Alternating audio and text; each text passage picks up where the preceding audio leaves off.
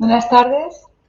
bienvenidos al canal de YouTube de Centro Sefarad de Israel. Como saben, una institución del Ministerio de Exteriores, Comunidad de Madrid y Ayuntamiento de Madrid. Y hoy tenemos un encuentro especial y para ello contamos con Emilio Egea. Vamos a hablar de la ciudad de Haifa y en especial de una comunidad que tiene su símbolo en esa gran ciudad que es Haifa, es una ciudad de acogida, que es la comunidad Bahá'í.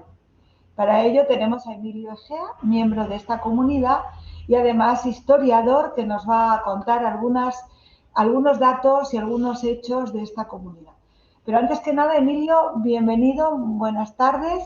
Buenas Sé tardes, que María. estamos en estos momentos, recientemente se ha celebrado un aniversario, ¿no?, de la comunidad Bahá'í, que es muy importante, y por este motivo tenemos este encuentro hoy.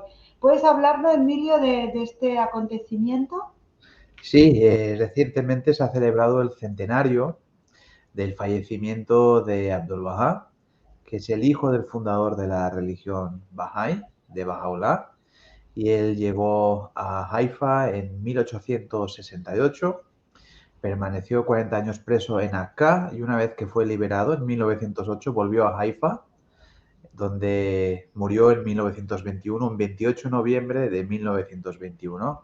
Así que hace muy pocos meses que hemos celebrado el centenario de una persona tan importante dentro de la comunidad Bahá'í. Sí, antes de hablarnos del mensaje y algunos aspectos de esta historia, cuéntanos, ¿tú formas parte de la comunidad Bahá'í?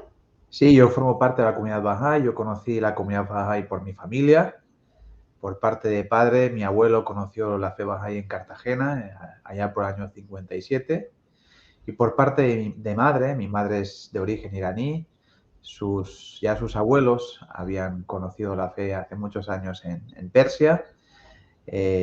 Mi abuelo concretamente antes de ser Bahá'í era musulmán y mis bisabuelos persas antes de ser Bahá'í eran judíos. Y mi abuelo de Cartagena antes de ser Bahá'í era católico. Así que tengo en mis antecedentes familiares representantes de las grandes religiones monoteístas. La verdad que sí, es interesante cómo se ha conformado, porque además ese es un núcleo de la propia fe Así es, Bahá'í, ¿no? Esa unión así entre es. religiones. ¿Cuáles serían para ti esas claves del pensamiento y de la religión Bahá'í? Bueno, yo creo que la primera cuestión fundamental es que los bahá'ís creemos que todas las religiones provienen del mismo Dios, que Dios se manifiesta en diferentes momentos de la historia y para toda la humanidad, para educarnos en nuestra dimensión espiritual, para enseñarnos el camino para ser mejores personas, para enseñarnos el camino para construir sociedades más justas y más pacíficas.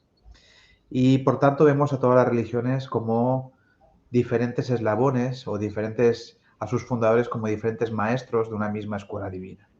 Nosotros pensamos que en esta época, nuestra modernidad, el enviado de Dios para esta época es Bahá'u'lláh, que es el fundador de la fe Bahá'í, y él además de transmitir esta idea fundamental sobre la religión, que la religión su propósito es crear unidad, no crear odio, que la religión tiene como propósito educar a los seres humanos, él también enseña que ha llegado el momento de la madurez de la raza humana y que sean las condiciones para alcanzar una unidad mundial, una unidad que por supuesto respete toda la diversidad cultural y religiosa del mundo, ¿no? Pero al fin y al cabo una unidad orgánica de toda la humanidad que permita por fin el establecimiento de la paz y el alejamiento del fantasma de la guerra. Entonces él enumera toda una serie de principios para alcanzar dicho propósito, como son la educación, como son la igualdad entre el hombre y la mujer, como es el trascender las identidades locales y adquirir, además de tu identidad local, una identidad global, como es deshacernos de los prejuicios del nacionalismo, de los prejuicios del racismo, todas esas cuestiones que a lo largo de la historia han causado tantos problemas al ser humano Bueno, y que siguen y causando, que siguen Emilio. causándolo lamentablemente. ¿Podrías destacar algunos ritos? Porque, bueno, muchas veces puede ser que el rito supere a la parte del pensamiento y a la parte de la Sí. historia, pero yo no sé, no conozco bien cómo son esos ritos y si pudieras destacarnos En algunos. realidad, la fe Bahá'í tiene muy pocos ritos. Tiene un pequeño rito para contraer matrimonio y también tiene un pequeño rito para los entierros. Sin embargo, sí que tiene muchas manifestaciones de espiritualidad. Por ejemplo, para nosotros la oración es algo muy importante. Oramos todos los días y tratamos de hacer de la oración, de la conversación con Dios, un eje fundamental de nuestras vidas. De hecho, los Bahá'ís, Bahá'u'lláh reveló muchísimas oraciones para toda una casuística de circunstancias que nosotros empleamos con profusión. Y luego también ponemos mucho hincapié en el servicio. Para nosotros lo social y lo espiritual no está separado. Entonces, servir a los demás, por supuesto, tiene un efecto en los demás y contribuye al mejoramiento de la sociedad, pero también tiene un efecto espiritual sobre nosotros. Y entonces el servicio para nosotros tiene una dimensión casi diría mística o espiritual, ¿no? Porque nos permite desarrollar cualidades que son genuinamente humanas. También una parte fundamental de la fe Bahá'í, una parte muy interesante es que no tenemos clero, no carecemos de sacerdocio y nos regimos por una serie de cuerpos administrativos que nosotros mismos elegimos de forma anual, en el caso de las asambleas locales y nacionales, y cada 5 años en el caso del órgano de gobierno mundial Bahá'í, cuya sede está en Haifa. Pero lo interesante de esto es que practicamos una manera de consultar, de tomar decisiones de forma colectiva, en la que todos pueden participar, hombres, mujeres, ancianos, niños, jóvenes, adultos, pero sobre todo en la que también no simplemente es un debate, sino también nos vemos en la obligación de manifestar unas ciertas cualidades espirituales y en ese proceso de conversación ejercerlo con un tono espiritual en el que nos desprendemos de nuestras propias opiniones, de nuestro ego y tratamos de empatizar con lo que dicen los demás, etcétera, etcétera. Resumidas cuentas, es una religión con muy pocos rituales, pero con muchas prácticas espirituales. Y esas prácticas espirituales, muchas de ellas son muy pragmáticas. Son prácticas espirituales para servir, son prácticas espirituales para llegar a acuerdos de forma colectiva, pero no dejan de ser prácticas espirituales. Pues Emilio, me surgen varias preguntas en torno a lo que has dicho. En primer lugar, me gusta la palabra diálogo con Dios cuando uno habla de la oración. Y quería saber esas oraciones que en muchos casos, como en el judaísmo, surgen de poemas de Yehuda Leví o de Gabirol, ¿de dónde surgen? ¿Están escritas por ellos o se van actualizando? Por otro lado, esa selección de vuestros administradores, si es democrática o cómo se adquiere ese puesto de administrador. Sí, las plegarias bajáis son, desde luego no hay una norma fija sobre cómo orar, ¿no? Entonces cada uno puede hacer como quiera, pero mayoritariamente empleamos las plegarias que escribió el propio Bahá'u'lláh o su hijo Abdul Bahá o el predecesor de Bahá'u'lláh, el Bab, cuyo que también tiene mucha relación con Haifa, luego lo veremos. Para nosotros sus textos son textos revelados y por lo tanto sagrados, y entonces procuramos utilizar sus plegarias. Entonces, era habitual en el caso de ellos que cuando alguien les escribía o alguien les pedía consejo, ellos contestaban con una carta y en la carta incluían una plegaria para que esa persona recitara para su situación o para su circunstancia. Y todas esas plegarias se van compilando y se van publicando periódicamente y nosotros hacemos uso de ellas. En cuanto a la segunda pregunta que me hacías, la elección de nuestros órganos locales, nacionales y a nivel mundial se hace mediante el sufragio directo en el caso de las asambleas locales, sufragio indirecto mediante delegados en el caso de asambleas nacionales y el órgano de gobierno mundial Bahá'í, y cualquier Bahá'í mayor de 21 años, ya sea hombre o mujer, puede ser elegido para servir en estas asambleas locales o nacionales. Eso sí, no hay ningún tipo de candidaturas, ni campañas, ni siquiera expresiones públicas de las preferencias de cada uno a la hora de elegir a alguien o a otro. Eso está totalmente prohibido. Ha de ser desde la absoluta privacidad y desde la absoluta conciencia de cada uno el elegir a alguien. Entonces, cuando uno es llamado a servir en una de estas instituciones, tampoco adquiere un rol de liderazgo o un rol carismático dentro de la comunidad, sino que simplemente entra a formar parte de un órgano colegiado, que es la asamblea local, que tiene nueve miembros. Las instituciones bajáis siempre tienen 9 miembros. Entra a formar parte de este órgano colegiado y como miembro del órgano colegiado, pues participa en sus deliberaciones y en sus decisiones. ¿Y por qué 9? ¿Llega a alguna conclusión? Porque, por ejemplo, en el mundo judío 10 es el número de personas que se requieren para la oración, pero y hay una serie de estudios basados para concluir en el número 10. Sí. ¿Qué símbolo tiene el 9? Mira, la palabra Baha, que es una palabra de origen árabe que quiere decir gloria, su valor numérico en la mística oriental es el número 9. Entonces, la expresión del 9 es en realidad la expresión de la palabra Baha, gloria, en referencia a la gloria de Dios. Ah. Y una cuestión acerca de primero, si hay un día, digamos, especial, como en otras religiones, para el descanso o para la meditación, y también acerca de los alimentos. ¿Tienen algún tipo de orden especial acerca de los alimentos?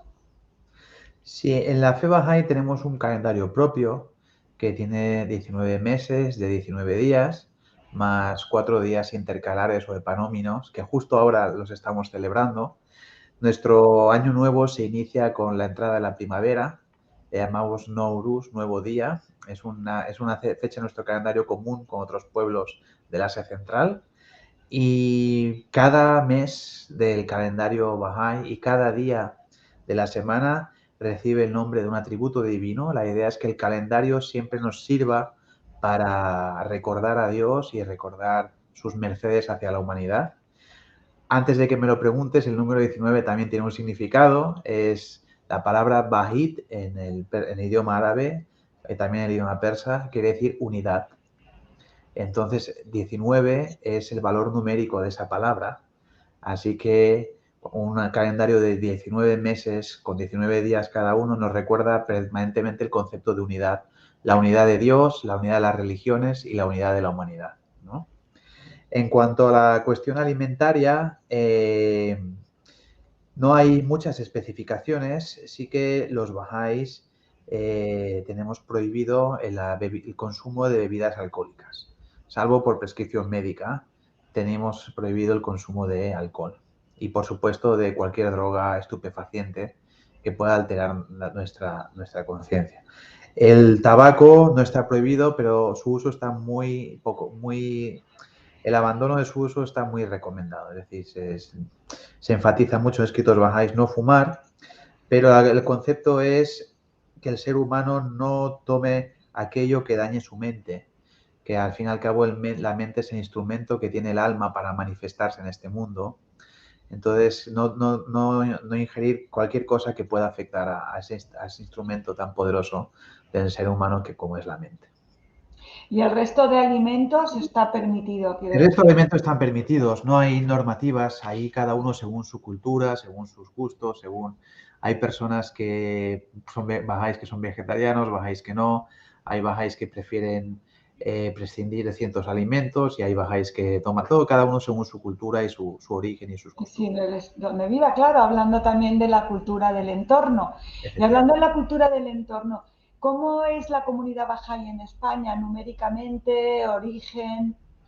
La comunidad bahá'í de España fue una de las últimas comunidades bahá'ís en establecerse en Europa. Se estableció de forma definitiva en el año 47, aunque unos años después del fin de la guerra, de la guerra civil y de la Segunda Guerra Mundial, aunque ya varios bahá'ís españoles habían declarado bahá'ís antes de la guerra civil. En cualquier caso, la fe bahá'í se estableció en España en el año 47. En este momento somos unos 4.000 bahá'ís en todo el territorio nacional, la mayoría de ellos de origen español, pero somos como cualquier comunidad bahá'í del mundo, una comunidad muy diversa, con personas de todas partes de Europa, de Asia, de África, de Latinoamérica, de todas partes. La fe bahá'í se introdujo en España de la mano de una bahá'í estadounidense de California, ella se llamaba Virginia Orbison.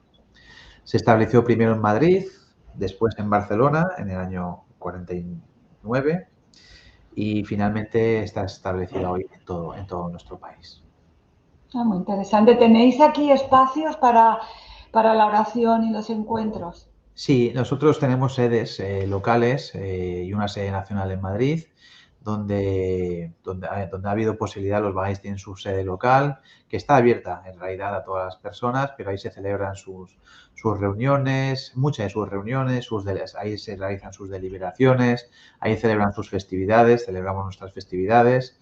Entonces, en Madrid está el Centro Nacional Bahá'í, en la calle Matías Turrión, y en Barcelona pues tenemos otro centro local, hay varios por toda España. Tenemos un centro de estudios en Liria, un lugar donde celebramos nuestras escuelas de verano, conferencias, encuentros de estudio. Tenemos también una editorial que abastece de literatura bahá'í no solo a España, sino también a muchos países de Latinoamérica, que fue fundada en los años 60, la editorial Bahá'í de España. Y en definitiva, pues tenemos una estructura acorde a nuestro tamaño de 4.000 personas, pero siempre a disposición de todo el mundo. Emilio, y tú como historiador, ¿nos puedes dar algunas claves de la historia del mundo Bahá'í, de cómo surge y quiénes son sus representantes? Sé que es una historia muy dramática, pero sí que me imagino que hay unos puntos clave que son los que sí podríamos relatar para comprender mejor la importancia que tiene dentro para mí, de este mensaje, es que es un mensaje de paz y también casi de perdón, porque la historia es de la vida de los protagonistas ha sido una vida como muy dramática. Así es. Bueno, es difícil resumirlo, pero lo voy a tratar. La historia de la fe Bahá'í se inicia en 1844, cuando el precursor de Bahá'u'lláh, un joven de Shiraz que se puso como sobrenombre el Bab, la puerta, el acceso, anunció ser un portavoz divino que a su vez debía anunciar la venida de un prometido, el prometido de todas las edades, de todas las religiones. Él abrogó la ley islámica y cambió muchas normas sociales en Persia en aquel momento. Por ejemplo, reconoció los derechos de la mujer, por ejemplo, criticó el papel del clero como obstaculizador del progreso social y el progreso humano. El caso es que su venida fue toda una conmoción a nivel social y las autoridades religiosas y civiles del país enseguida iniciaron una persecución contra él y contra sus seguidores, matando a miles de ellos, sitiándolos en sus ciudades, en aquellas ciudades donde ellos eran mayoritarios. Y finalmente el propio Bab fue ejecutado en 1850. Después, en 1909, 59 años después, sería enterrado en el Monte Carmelo, en ese edificio de cúpula dorada que está cerca de la avenida Ben Gurión, que hoy es ese lugar patrimonio de la humanidad. Bahá'u'lláh era uno de los seguidores del movimiento Babí y él proclamó ser esa figura anunciada por el Bab, de tal manera que la inmensa mayoría de los seguidores del Bab pasaron a ser seguidores de Bahá'u'lláh y a considerarse desde entonces como Bahá'ís. Bahá'u'lláh fue expulsado de Persia en 1852, después de padecer un tiempo en prisión y después de que muchos de sus compañeros de prisión fueran ejecutados de las formas más terribles. Y fue desterrado primero a Bagdad, después a Constantinopla, después a Adrianópolis y finalmente a Akko, en el año 1868. En aquel entonces, Akko no era la bella ciudad turística que hoy conocemos, sino que era una ciudad penal, es decir, era una prisión a la que el sultán de Turquía, el sultán otomano, enviaba presos desde todo el imperio. Y ahí fue enviado Bahá'u'lláh y ahí murió en 1892 y está enterrado a las afueras en un lugar que se conoce como Baji, no muy lejos, entre Najarí y Akko, y que también es un lugar, es el centro espiritual para todos los bahá'ís del mundo. Bahá'u'lláh nombró como su sucesor a su hijo primogénito, a Abdul-Bahá. Abbas Efendi era su nombre de pila, su sobrenombre era Abdul-Bahá, que quiere decir siervo de la gloria. Se me olvidó decir que Bahá'u'lláh quiere decir gloria de Dios o gloria del Padre. Y Abdul-Bahá pues continuó con el liderazgo de la comunidad Bahá'í, no ya como revelador o como fundador, sino como intérprete autorizado de los escritos de su padre y como aglutinador de todos los bahá'ís del mundo. Y él fue liberado, como dije al principio, en 1908, cuando hubo una revolución en el Imperio Otomano que estableció la libertad para todos los presos de conciencia. Él fue liberado en 1908 después de 40 años de prisión en Akko. Y poco después inició una serie de viajes por Occidente en los que se entrevistó con miles de personas, en los que conferenció para más de 120.000 personas, enunciando, presentando sus principios de paz, de concordia, de igualdad, que están contenidos en los escritos de Bahá'u'lláh. Fue un capítulo memorable de su vida, porque apenas 3 años antes era un preso y de repente se encontraba conferenciando en Oxford, en la Universidad de Columbia, en la Universidad de Stanford, visitando a presidentes del gobierno, a diplomáticos y siendo entrevistado para todos los medios de comunicación de aquel momento.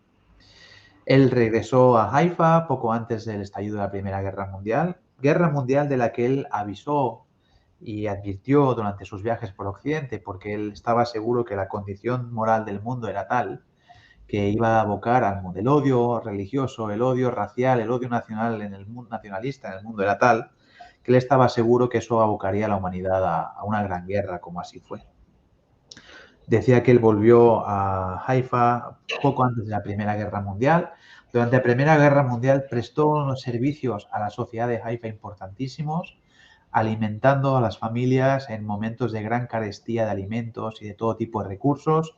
Él se puso sobre sus espaldas el ayudar a toda la población de Haifa y de Akko. Él unos años antes había fundado varias colonias agrícolas en el Valle del Jordán y desde una de ellas que las tropas otomanas no consiguieron saquear porque ellos cada vez que iban hacia Egipto saqueaban con todas las pertenencias de la población local para abastecer al ejército. Desde una de esas colonias agrícolas, él enviaba regularmente alimentos, trigo para la población local. Incluso estableció todo un sistema de reparto de alimentos entre las familias, con tickets, con recibos, para un sistema de racionamiento muy interesante y gracias a eso, pues a diferencia de otras zonas en la región, la población de Haifa y Akko se mantuvo al salvo de las hambrunas. Después, cuando es la finalización de la Primera Guerra Mundial, él tuvo también un papel muy importante en pacificar a las diferentes comunidades que había en Haifa. Estaban por un lado los alemanes, que obviamente ellos eran partidarios de su propio gobierno. Estaban los árabes musulmanes, que eran partidarios de los otomanos, pero también estaban los árabes cristianos, que eran partidarios de los franceses, que eran los protectores de la iglesia Stella Maris, el monasterio Stella Maris que está en Monte Carmelo. Estaban otras comunidades culturales, estaban un creciente número de judíos, todo, y entre ellos existían rencillas porque habían sido partidarios de los diferentes bandos de la guerra, y Abdul Bahá tuvo un papel importantísimo en pacificarlos, en reunirlos, en mediar entre ellos, de tal manera que un viajero, cuando llegó a Haifa, un británico, escribió para un medio británico, para el Times creo que fue, decía, la casa de Abdul Bahá es un oasis de paz en un mar de intolerancia, ¿no? Y tantos fueron sus esfuerzos por mejorar las condiciones sociales, pero también de convivencia del pueblo en Haifa y en Akko, que el Imperio Británico le concedió el título de Ser, de caballero del Imperio Británico, título que él aceptó pero que nunca lo empleó, jamás firmó con el Ser, jamás lo empleó, lo aceptó simplemente por cortesía porque él no quería saber nada de política y falleció finalmente, como he dicho al principio, un 28 de noviembre de 1921 en Haifa. Fue enterrado en ese mismo edificio con la cúpula dorada que todos conocen en el Monte Carmelo. Y el día de su funeral, pues fue un funeral extraordinario que nunca antes se vio uno igual en Haifa y creo que nunca después se ha visto otro igual. La prensa local habla de miles de personas que acompañaban el cortejo fúnebre desde la casa de Abdul Bahá, donde él falleció, en la calle Haparsim, calle de los persas, hasta la ladera del Monte Carmelo, donde está su tumba. Y él fue escoltado por una escolta militar, todos los representantes diplomáticos que estaban en Haifa acudieron, el gobernador de Fenicia, el gobernador de Palestina,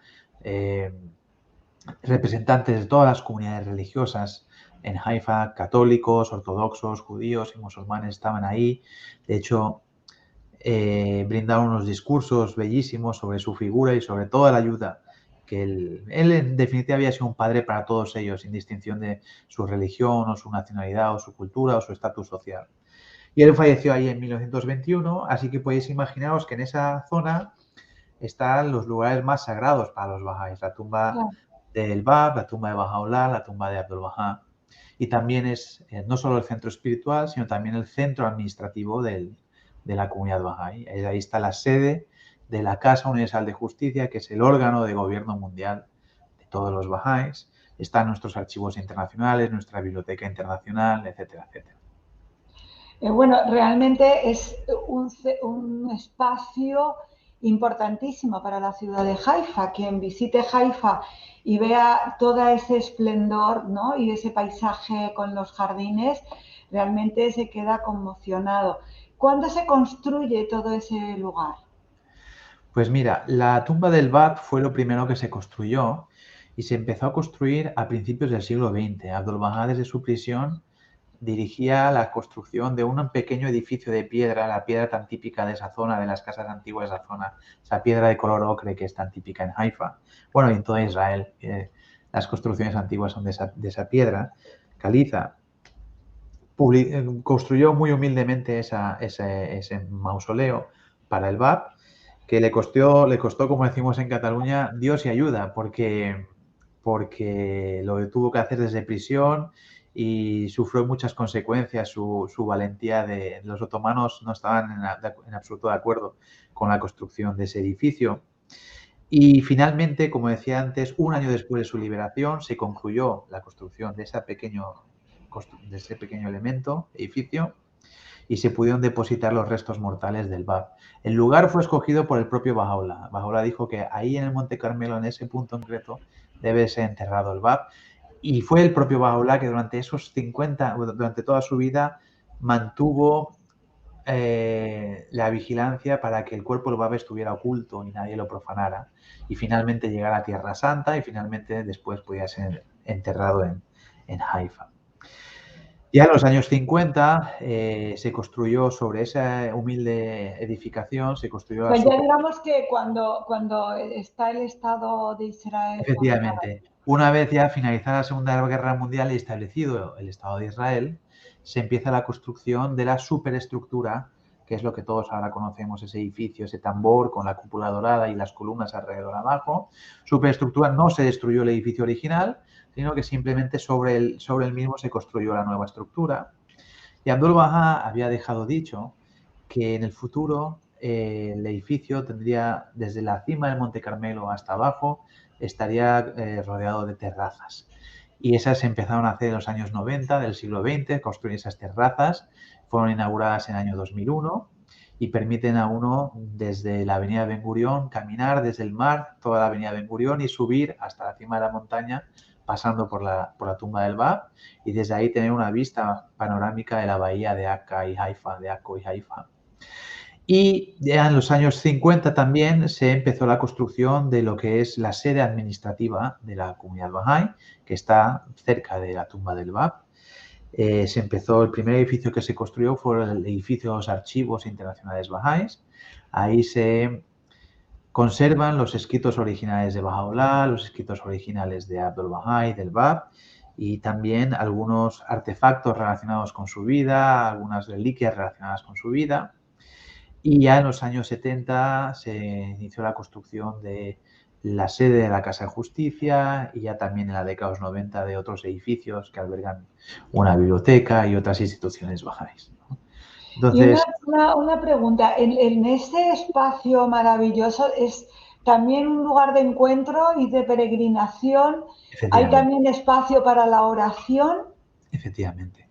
Mira, estos lugares sagrados bahá'ís, tanto la tumba del Bab y Abdul Bahá en Haifa como la tumba de Bahá'u'lláh en Akko, los dos lugares son fundamentalmente espacio de oración, ¿no? Son espacio de oración, y cuando uno va ahí, va para orar, fundamentalmente para orar, para meditar, para reflexionar, y ese también es el por qué los lugares sagrados bahá'ís están rodeados de jardines, para que uno, mientras los atraviesa, se despoje de las preocupaciones del mundo, se despoje de todo lo que trae y entra a ese lugar más concentrado y más capacitado para centrarse en la oración y en la meditación, ¿no? Como es un lugar muy sagrado para nosotros, pues tratamos en la medida de lo posible de acudir ahí en peregrinación. Entonces, cuando eso es posible, las personas van ahí, se hacen un peregrinaje de 9 días, en el que no solamente tienen la oportunidad de visitar esos lugares, sino también se les lleva a visitar lugares en la zona relacionados con la historia de la fe Bahá'í. Por ejemplo, un lugar que visitamos es la fortaleza de la prisión de Akko, donde estuvo Baha'u'lláh inicialmente dentro de la ciudad, que hoy es un museo porque también en los años 20 el Imperio Británico encarcelaba en ese mismo lugar a los sionistas, y eso hoy es un museo sobre la represión del sionismo, pero también uno puede acceder a la celda que ocupó Baha'u'lláh y que está reservada como un lugar sagrado Bahá'í. Está reservada y además está el gobierno israelí lo ha señalado de alguna manera. Sí, sí, efectivamente, está señalado por el gobierno israelí, incluso está señalado el lugar exacto dentro de la prisión donde murió uno de los hijos de Baha'u'lláh en un terrible accidente. Está señalado el lugar y los bahá'ís, cuando visitamos el lugar, podemos ver que el lugar en donde falleció, y los peregrinos bahá'ís cuando van pues pueden acceder a esa celda, y aparte de ver todo ese museo, la ciudad de acá es una ciudad muy interesante. Eso es un museo emplazado en una fortaleza que fue una cárcel que a su vez está sobre unas ruinas cruzadas, que también vale la pena visitar, que a su vez las ruinas cruzadas están sobre la ciudad fenicia. Es una maravilla de lugar, ¿no? Que muestra casi toda la historia del Mediterráneo, está concentrada en esa ciudad. Entonces, uno tiene la oportunidad de ir y visitar. Y hay otros lugares en la zona que están relacionados con la historia de la fe Bahá'í en Tierra Santa, en Israel, ¿no? Entonces, cuando las circunstancias nos lo permiten, procuramos ir de peregrinaje para poder visitar al menos una vez en nuestra vida estos lugares y ¿Tú has empaparnos. estado, Emilio? Sí, yo he estado. Yo he tenido la suerte de peregrinaje, he estado 2 veces, pero he tenido la suerte de visitar Israel en 14 ocasiones, y por diferentes motivos, en gran parte debido a mi labor como historiador y para investigar, para ayudar a otros investigadores, y he tenido la suerte de estar ahí. Y debo decir que es un lugar con una carga espiritual muy, muy importante, como los lugares sagrados de cualquier religión, ¿no? Una fuerte carga espiritual que uno nota en cuanto uno entra. Y también, por supuesto, yo he tenido la suerte no solo de visitar en Israel los lugares sagrados bahá'ís, sino también de visitar los lugares sagrados judíos, cristianos y musulmanes en Jerusalén.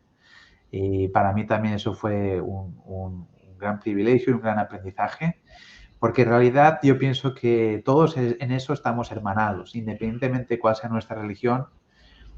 Esa actitud devocional, ese sobrecogimiento ante lo espiritual, eso que sentimos cuando oramos en nuestro más íntimo ser, eso es común a cualquier persona, independientemente de la religión a la que pertenezca, ¿no? Cuando uno se dirige a Dios sobrecogido, implorando su ayuda, da igual la religión a la que uno pertenezca, las emociones que dentro de él despiertan, de él o de ella despiertan, son comunes. En ese sentido, cuando yo voy al lugar sagrado de cualquier persona, de cualquier otra religión, cuando entro en una iglesia, entro en una sinagoga, entro en una mezquita y veo a alguien orando, veo ahí un hermano, una hermana que está sintiendo lo mismo que siento yo cuando oro, ¿no? Y creo que siempre tenemos que fijarnos en esa parte común. Por supuesto también hay diferencias, ¿no? Pero a veces las diferencias son accidentales o son accesorias. En lo esencial lo común es lo que predomina, y debemos fijarnos en eso. ¿De dónde vives tú, Emilio? Yo vivo en un pequeño municipio a las afueras de Barcelona que se llama Sant Cugat del Vallès. Aquí resido y aquí trabajo. ¿Y hay comunidad cercana? Sí, sí, sí, aquí tenemos en Sant Cugat del Vallès tenemos una comunidad bahá'í, y todos los municipios de alrededor, Sabadell, Barberà del Vallès, Ripollès, Cerdanyola, Terrassa, tenemos en toda la comarca. Esta es la comarca del Vallès.